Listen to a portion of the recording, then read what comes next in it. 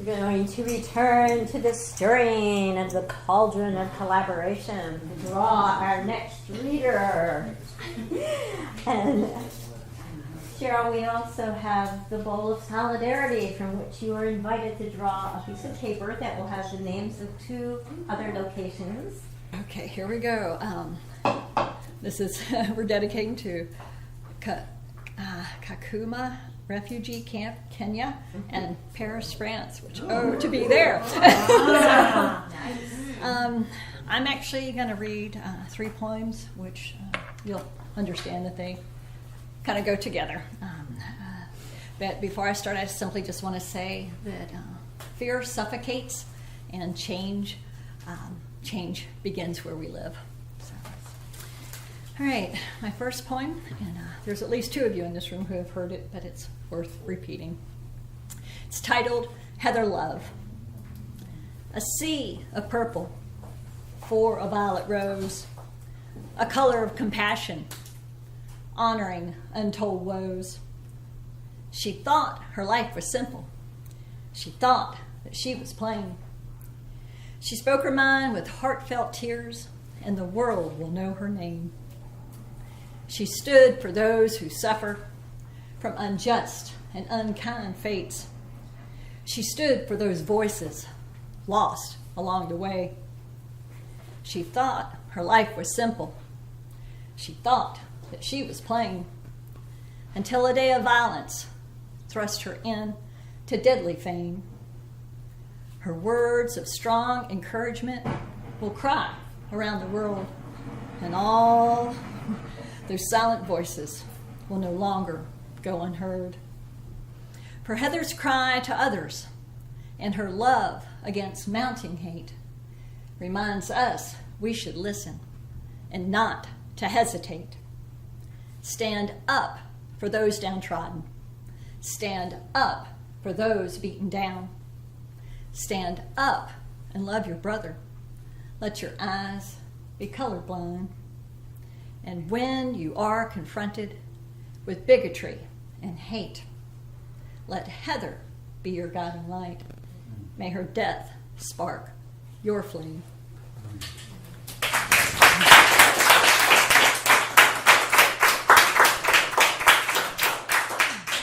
Thank you so much.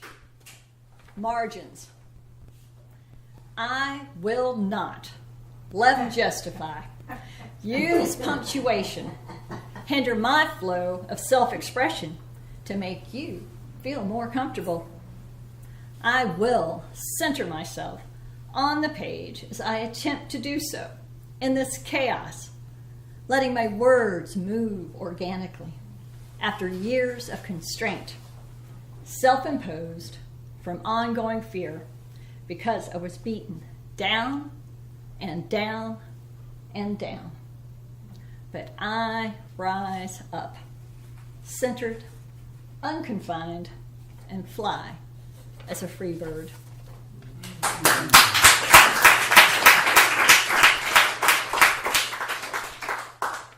And this is a recent poem, a follow-up almost exactly a year to the date of Heather Love. I'm still tweaking this morning. It's titled Off Her Guard. They swarmed like flies upon the sanctuary city, where vineyards grow next to blue mountains, much like the outlanders who descended upon the ville of Charlottetown the year prior. A quiet, peaceful valley had soothed her weary soul following the violence, not only upon local folks, but their town, where in the end, one young woman, Heather Heyer, lay dead among scores of horribly injured in that God-forsaken attack upon the unsuspecting.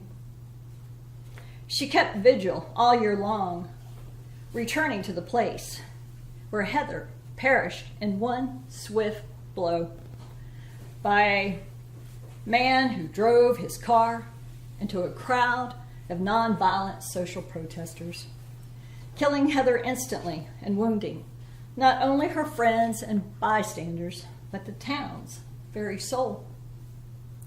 And so she returned to the peaceful valley to commemorate this year-long vigil of remembering, of gentle protesting, of finding her social conscience once again among wilted flowers, where handwritten messages and chalk-lined brick walls marked the street where Heather was slain.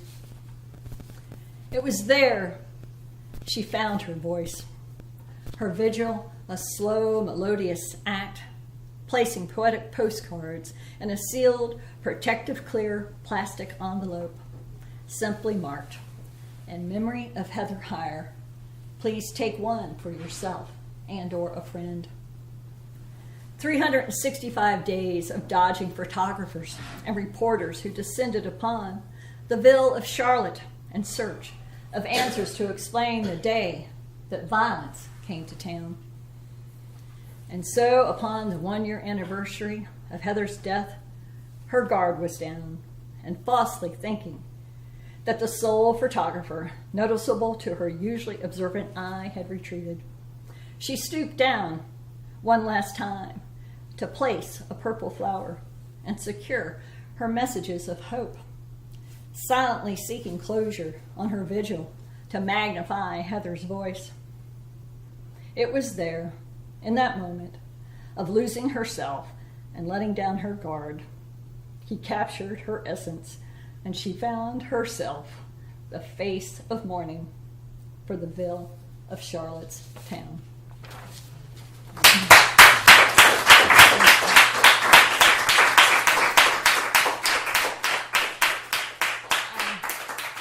I'm going to pass these. Shelley Smitzer.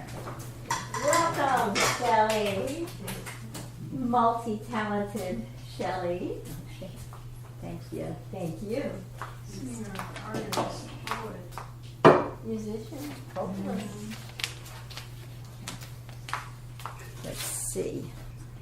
Okay, I'll be reading today and singing for everyone here, for the people of Charlottesville, and for the people of Nancaipan de Juarez, Mexico, and Odessa, Texas. So the poem I'm going to read, I wrote for this occasion, and it's entitled Change.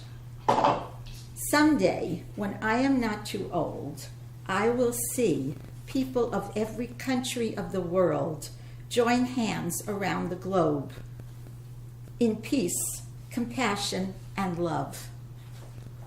Words like nuclear bombs, hydrogen bombs, atomic bombs will vanish from our lips, only to be buried in textbooks and old encyclopedias. Guns will become antiques, as people who are hungry are fed in fields of corn, under trees of ripened fruit, someday when I am not too old. I want to hear the sounds and songs and taste the flavors of love and compassion throughout the world before I am too old. And I'd like to do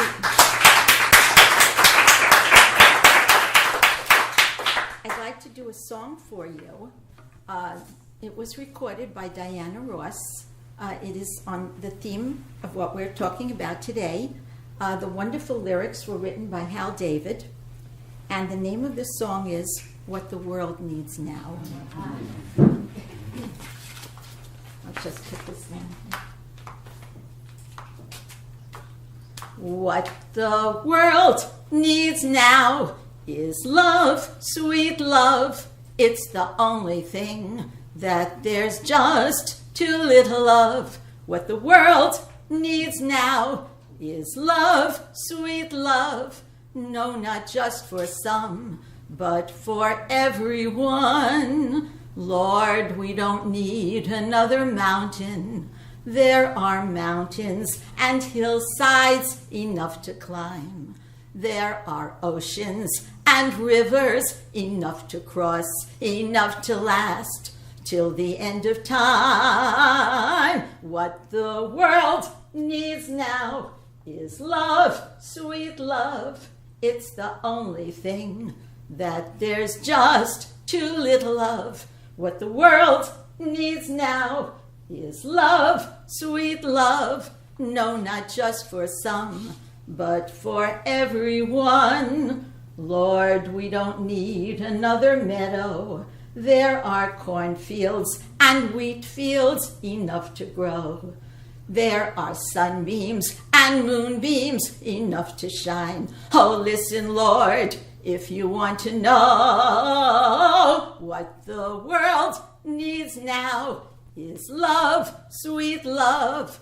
It's the only thing that there's just too little of. What the world needs now is love, sweet love. No, not just for some, oh, but just for everyone.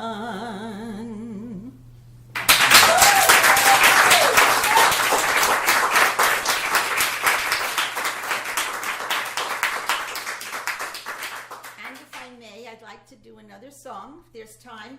This song is my vision for the future. It was recorded by Louis Armstrong. I'm just going to take a sip of water before I do this beautiful song.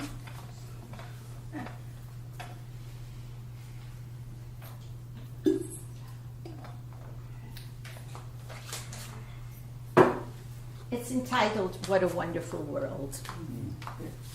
I see trees of green, red roses too. I see them bloom for me and for you. And I think to myself, what a wonderful world.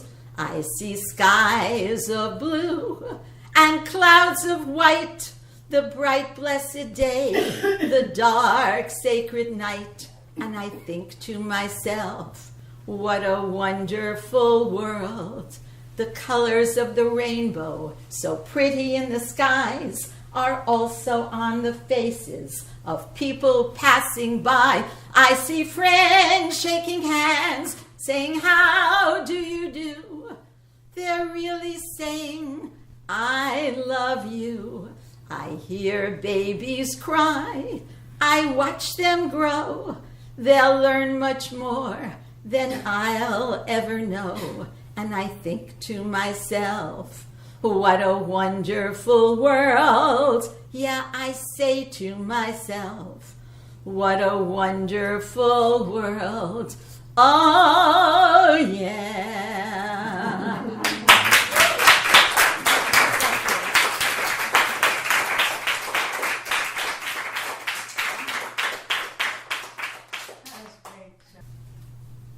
Mariana done.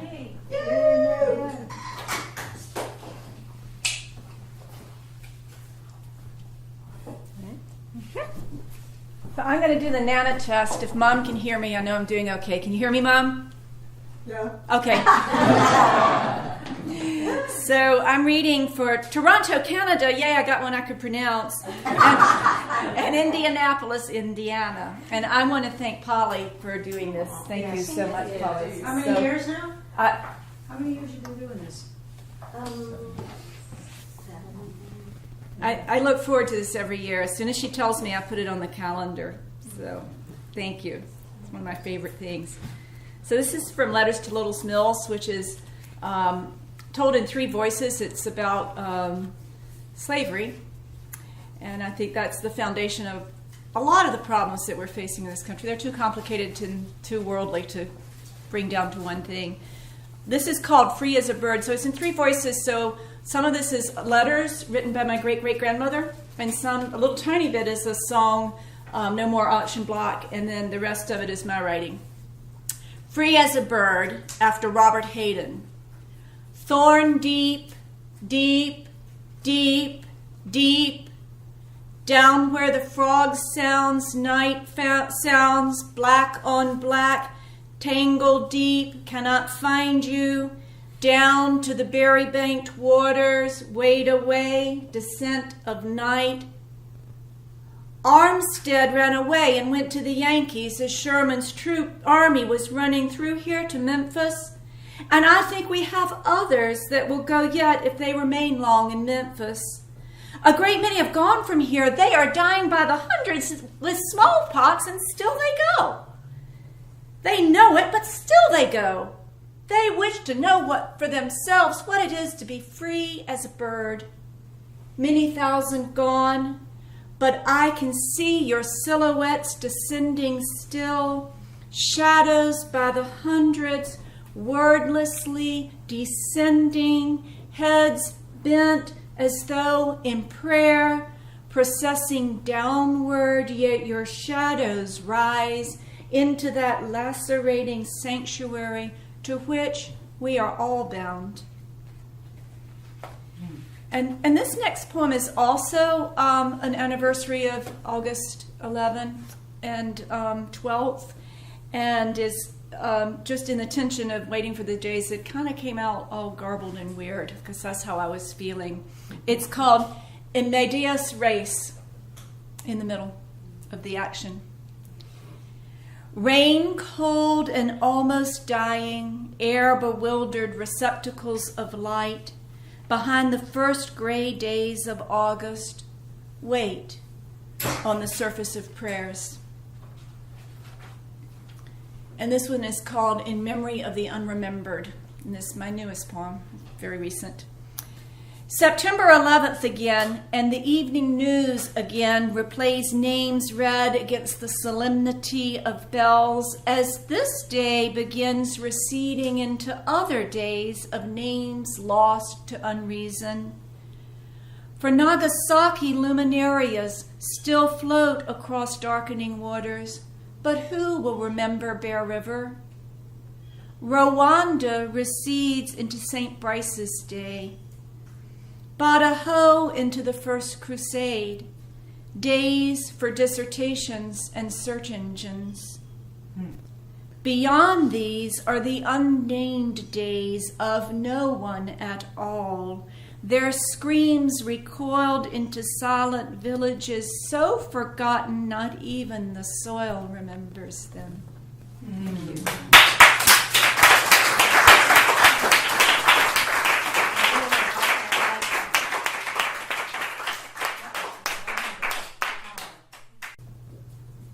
Fred Wilbur. Fred, yay.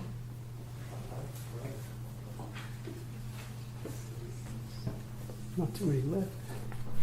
I can't pick and choose. This is for Bradford, United Kingdom, and Woodstock, New York. In these times of division, we tend not to listen to each other, and I hope that these two poems counter that a little bit, or in the spirit of listening. So this, I hope you recognize the speaker's change of mind. It's called Firewood Archaeology. They found him lying between the stacks, ready for deeper burying, the wet of his jeans as symmetrical as wings. He had always bragged his way around me, rude, insecure, someone I thought a fool.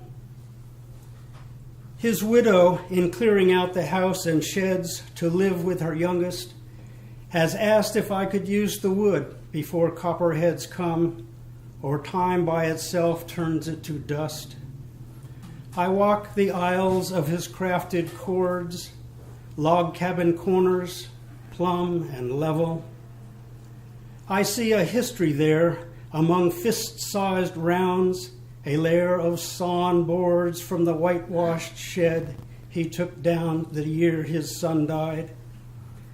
There is a layer of yellow-hearted locust, too small for fence posts, a cluster of spalted oak, the odd feature of some shop project that experienced the teaching hand of mistake. I never thought I'd measure a man by splits and knots, his labors not lost, but held in trust.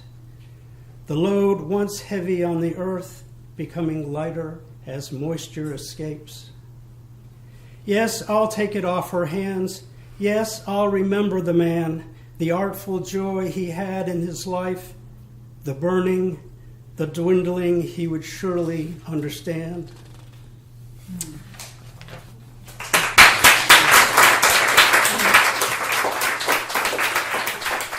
The next one's called the ghost plant. Most of you all know about Indian pipe, which is a little fungus. So the ghost plant. Unnoticed only a few days ago, a family appears in rotting lairs, their heads bowed in complicated prayers, in constant debt to the fungus below.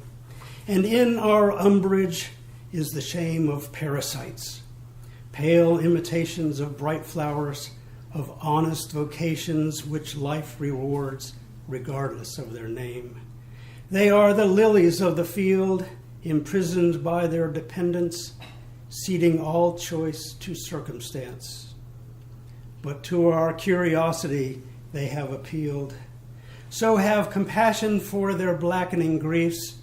Do not scorn or judge. Do not cease your charity. Perhaps they have found peace as men who blindly rely on others' beliefs.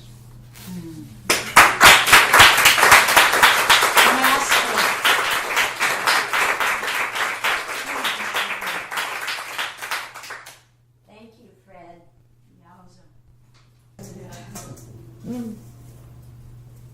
Judith Green. Hey, coming from the back. Right on time. I get to pick for another country. Hey, I am too, man. All right, so, well, Famagusta, Cyprus. Anybody from Famagusta, Cyprus tonight? And Sandpoint, Idaho. All right, so that's who I'm reading for. Cyprus is in the Mediterranean, right? Yes. Yeah. All right, I'm The Judith. birthplace of Aphrodite. Is it really? The birthplace of Aphrodite. We have some good poets here today. This is wonderful. It was kind of a situation, and I did not get here on time. But so I'm going to read a poem. It's called Bone Door, and its purpose is to be a voice, maybe for those who are not speaking. I hope. Bone Door. I'm the one come in the mother moon, her foaming waters twined, paddling with another. Come with me, someone is knocking. Am I the one June and Myron sent box like roses, their unwanted mail? Do I answer their door for outside mail? Who? June and Myron, the parents. Who is knocking? I answer the door. I wore a paper blouse that August. Again, knocking, knocking. Inside the soft willow thread, the bones knocking, wanting ear, paper. Am I the one who never knew, buried, still breathing? All right, and then we got another one. This one's about Calcutta. About 30 years ago, I was in Calcutta. I have kind of challenging eyes here. Calcutta, before the body remembers. I feed every day on a coconut haircut, a woman. Bat, pani, white rice, water in tin, bucked teeth, clipped hair, hands together, head bobbing like a toy dog on car dashboards, mouth rounding. Oh my God, oh my God, bowing in wet heat, shining her knuckle-skin hands to me, an American. Your name, your days, hours, who were you? Why abandoned? When did you find her? Where? The doctor with us today in the high-windowed vault room. Hear the dying pea-poop in a lipped cement trough, turning, almost cradling a sister, the woman. Her arms, body to its stomach, face to cot. Sister, you found her in the street? Under the street, the drain, we pull off maggots, doctor, rats running. Spine cording bare, wing bones to waist, meat pulp maggot-tongued, we look in, her back an aquarium window, the wrapper of flesh eaten, a living x-ray. I wonder how daylight fell under the street, the load of footfalls above, in rank dark, a monsoon sloshing, teething rats, maggots nursing, fermenting flesh. Under Calcutta's sour belly, the fingers cannot gouge out footless maggots, cheese flies, rove beetles, their seething carpet. Bending down to the odor, the sound of stench, sisters in white blue saris pull from under the street. A rack of bone, a woman. Thank you.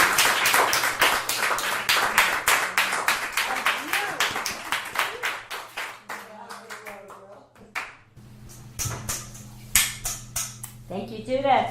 Thank you. All right. Everybody. Janet King.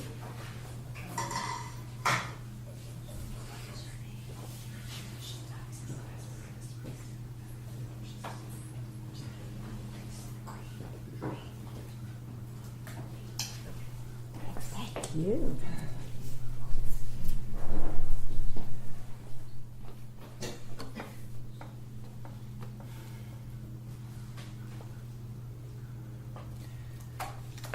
Okay, we're holding hands now with the people of Dusseldorf, Germany, and Asheville, North Carolina. You're at the Anarchist bookstore today in Asheville. No, not Malabras. The Sufi poet Hafiz, you know, with all of the suffering and regret in the world, leave it to the Sufis to find the exuberance. Go for a walk if it's not too dark. Get some fresh air. Try to smile. Say something kind to a safe-looking stranger if one happens by. Always exercise your heart's knowing. You might as well attempt something real along this path. Take your spouse or lover into your arms the way you did when you first met. Let tenderness pour from your eyes the way the sun gazes warmly on the earth. Play a game with some children. Extend yourself to a friend. Sing a few bawdy songs to your pets and plants. Why not let them get wild? Let's toast every rung we've climbed on evolution's ladder. Whisper, I love you to the whole mad world. Jump to your feet, wave your fists, threaten and warn the whole universe that your heart is going to burst from love.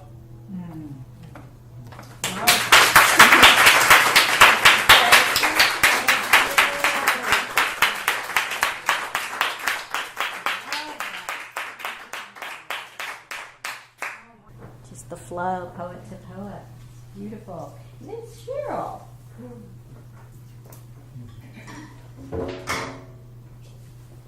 Leuven, Belgium, and Norwich, Cheshire, UK.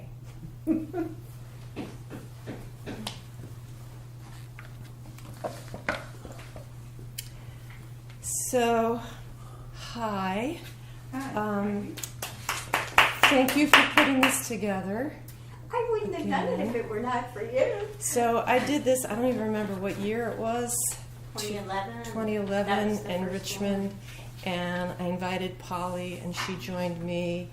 And then I think you've been doing it here ever since. Well, you hosted it in 2012 Well, 2012. at the Virginia okay. Museum, and I came to that. And then I assisted Bob Putman in an event at Seaville Coffee in Ah. 2012, and then 2013 was Yeah. when I Okay. started here. Yeah. Thank you.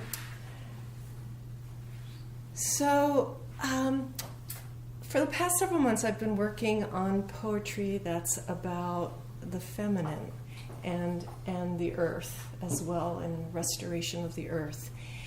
And the last 2 days were pretty hard for me, as it was for a lot of people. And typically, what I do before a reading is I, read over what I'm going to read and reacquaint myself with the language. And I did that last night after kind of a harrowing day for some of us. And it's just like, oh my God,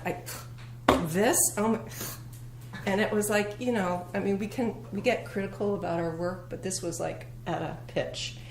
And I said, I can't read that. I can't read that at all. It's terrible, or it just didn't fit. So kind of at the last minute, then I chose 2 other ones, and one is easy enough to read and I think comprehend, and then the other one is not, and there's actually a lot to unpack with it, and I'll say more about it when I get to it. So this first one I'm going to share with you actually just got published in a magazine last week. It just came out, Spacecraft Project, which does a lot of poetry about consciousness. So this one doesn't quite have a name at the moment. I call it 44, because that's the order of its creating. This is a work in progress about progress. I am not who you are thinking. This is a passage about what to pass on and what makes me faint. This is a poem that refutes lines and breaks with superstition.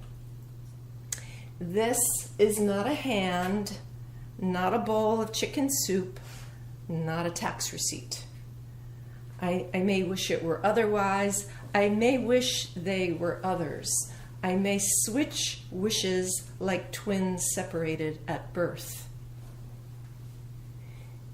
These are words that frame me and catch me in a post-adolescent phrase, middling with age, midline. It's a cause for pause, but I've other issues not weight-related unless you weigh souls. I want you to hear the unsaid. I want you to apply pressure to the bleed.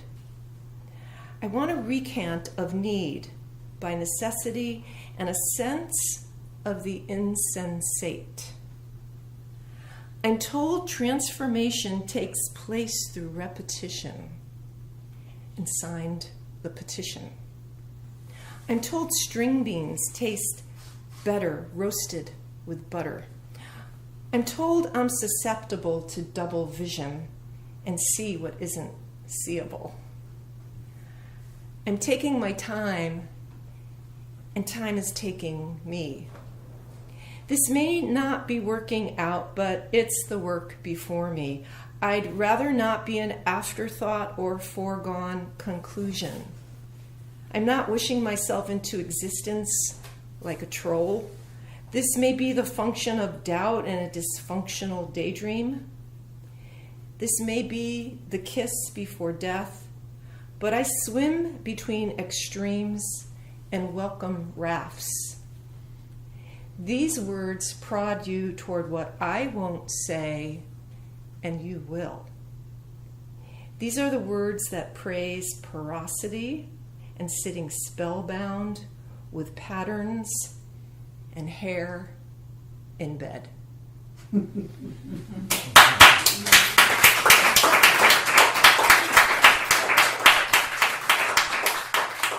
Thank you. So, this one really requires me to rehearse it. because it's performative, and I have done 0 rehearsals. So I'm not even sure how I'm going to read it. However, this is a participatory one. So, as at least Judith and you look familiar, I think I came here several years ago and did a workshop, Writing from the Body. So I do a lot of work that is body-centered. And so sometimes my language comes straight out of the body and is just a sound, and sometimes it has some association to words that you're familiar with. Your participation, and of course there's always a practice for this. So there's 2 sounds I want you to make, and they're related to this part of your body right below your belly, which is known as the hara. So the 2 sounds, and you're free to just do it, make the sound quietly and feel the vibration, or loudly. So the first sound, and we will practice this, is oh. Say it as long as you want. Okay?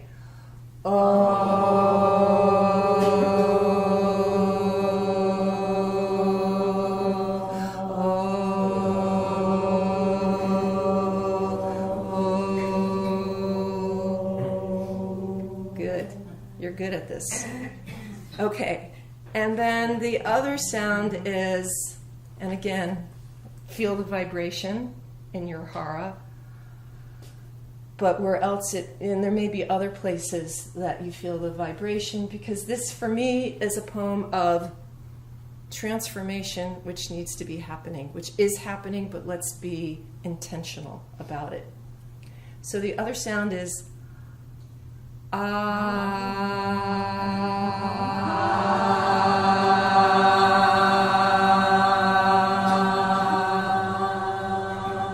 good. You're very good at this. Okay, so what's the word that I'm going to tell you? So one of my words, and this is actually the name of the poem, is Iyu, and it's spelled I-Y-O-U. And I've been looking for a word for, not we, but a word that is intersubjective, interdependent, interrelated. And the thing about IU means I get to maintain the me independent, differentiated. And then there's also you, but you bring them together, and what does that create? So you will hear that sound a few times. I also brought my drum. It's been in the car for a while. Okay, it sounds great. Yeah, it sounds good. So I will cue you with the sounds, and feel free to. I'm going to be improvising, so I invite you to improvise. I think you're all familiar with words and sounds, so okay. And you did really marvelously with the O and the ah. So okay, Iyu. Iyu comes from I, comes from you. For hope, for a future. Hip, away, to open. Doors left ajar, light ways. Iyu, invitations. Iyu are porous. Iyu heartens to warm. Get up, the get up. Get up, the get up. Get up, the get up. Get up, the get up.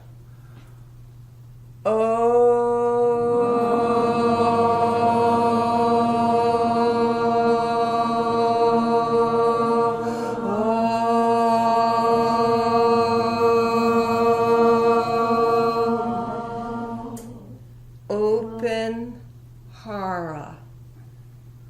Open to awe. Open to awe.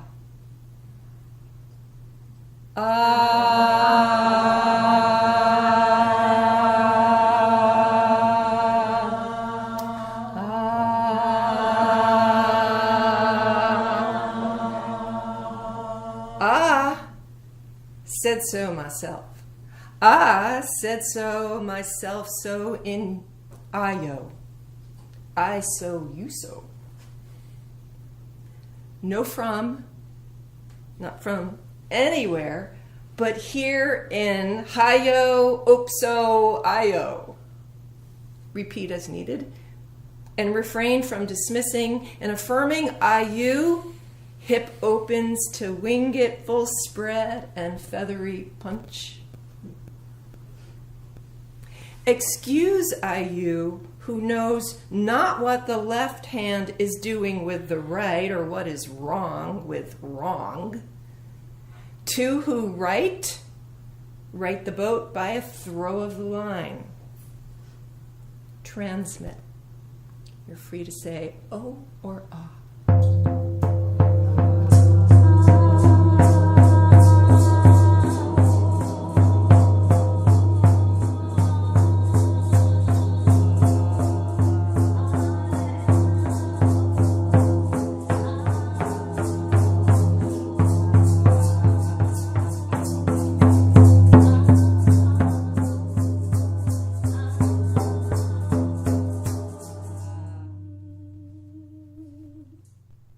Sign on the undotted line. Embody, we are, we are, we are, we are where? Ah, hara. Oh.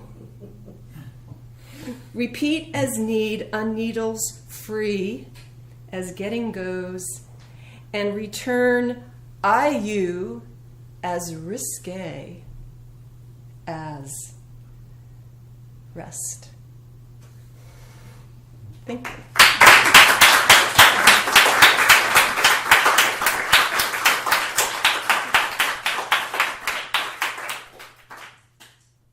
Thank you, Cheryl. Is there anyone who hasn't read that wanted to read or perform? Nope. Okay. I'm going to read 3 short poems, and then we're going to come together to close with I have water that's that I've been combining since 2016. It comes from just about 400 sources now. For anyone who brought water today can add to it, but and take some home. I'm really thrilled. I just received water yesterday from the Big Island, Hawaii. That actually contains the essence that was made at the Bodhi tree there. So, and then we're going to make some noise to send some happy noise around and out in the world. But before we do, I'll quickly read to you. I am reading in solidarity with Athens, Greece, and Fairfax, California. Here's a naked one. Do you want it? Between bites of a pizza slice, a daughter shouts across a rush hour crowd queue for next availability cash registers. Plucks out a packaged cooked chicken, tosses it into a loaded shopping cart. Mom, with her slice, walked away before the toss. And where is Bonnie? Last seen at a local pick your own apple orchard. Her missing person flyer hung for over a year on a rural post office wall. Footprints of a local home appliance serviceman. Boot toes dust-tipped, sole prints mark his passage from dank basement across hardwood floor out into autumn damp grasses that spring upright soon after he pauses. Red toolbox in right hand. A just collar of earth tone clad shirt. Lifts face to the sky. Lowers voice. This is the only country in which you can speak freely. You would be killed for speaking aloud in other countries. What they are doing to the children is wrong. What they are doing to the children has never happened here before. I cannot not speak of the original custodians of this land whose children were taken from their families. The children of the enslaved in this country whose ancestors, the internment camps on the west coast of this country during World War II. Wind rattles leaves from oak trees, softly pings an acorn landing on living soil. Bone woman watches.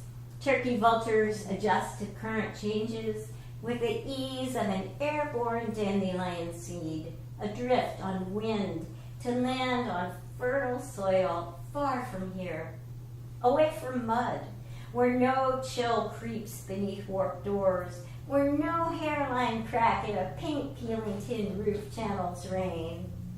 In winter woods, the first hollow bone she found 2 years ago is now cleanly cleaved into halves by rain expanding as it froze. A small animal vertebra wasn't beside the driveway when she walked down the road, sun-bleached, clean as a lighthouse beacon, size of her knuckle. Beneath a dumpster, beneath a juniper, she sees a small pelvic bone, reminiscent of a funeral mask, a starving polar bear. Concentric rings in the heart of a decaying tree stump delineate seasons, weather patterns, mirror the neighborhood in the center of the Milky Way. She follows moon phase changes, notes the first lilac leaf bud, the change in light by which the color of male bluebirds appears bright. Thank you.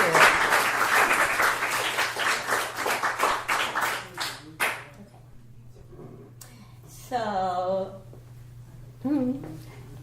I brought a basket of rattles and other sound makers if anyone would like some. I want to, Shelley's going to demonstrate how to play maracas. I'm going to put that over here if anybody wants. There's no pressure. I would like to thank the founding members of Writer House and the board of Writer House, and to especially celebrate Patsy, who is a board member and has been participating in this event since we met at Ivy Creek at something Tony Russell created. Mm-hmm. And I also would like to thank each of you. Many of you have traveled distances to be here, and I appreciate that. I invite you also, if you're not a member of Writer House, to consider joining. We have such wonderful instructors. John Most is here tonight, and Cheryl has taught here twice. And we are able to use this space without paying for it. So if you feel so moved as to leave a small contribution, we'll pass that on to Writer House. So let's stand up and let's make some sound to send around to Earth. I also have a couple other drums. What Earth benefits most from, and we mutually benefit because we are in interdependent relationship with all of life, is sound, singing, drumming, rattling, dancing. So let's make a sound together and send just for a few minutes. Imagine that your love is going through this sound to Earth and all around the world, to all those 2,000 local communities that are participating in today's event, and everywhere. And if you want to send it to someone in particular, do so. Ready? We'll just do this for a few minutes. Ready? 1, 2, 3.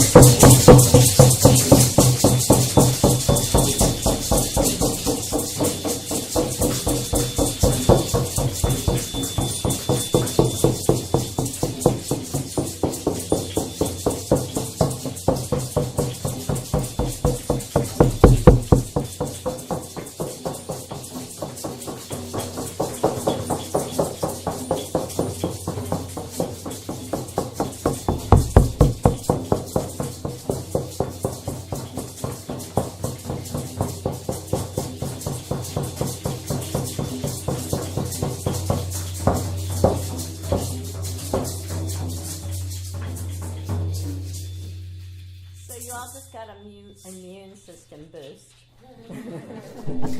Hey!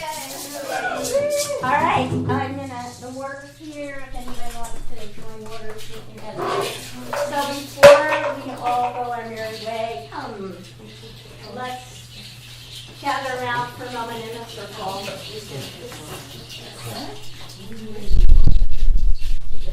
That's all right.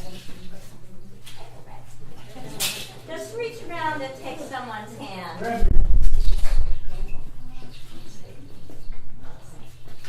Find a hand. Right. So I'm going to ask you to, if you have, give into the center of this circle. First, I want to give again my appreciation to you for your showing up and being present, sharing your amazing poetry with us. And I invite you to give out into the center of the circle whatever word comes from your heart. What would you like to send out into the world today? Oh, Mom! You can't do it with a walk. Yes, you can. You can just say it. You don't have to do anything. We're just standing here. Hold my hand for a minute. Thank you. All right, let's go. Anyone? Compassion. Tolerance. Thank you. Serenity. Peace. Light. Power. Friendship. Peace on earth. Community. Togetherness. Woohoo. Connection. Togetherness. Kindness. And what's one word that you'll take home with you? What's your take-home bumper sticker from this? Poetry. Russ. That's for you to ponder on. Thank you again for your presence and your contribution. And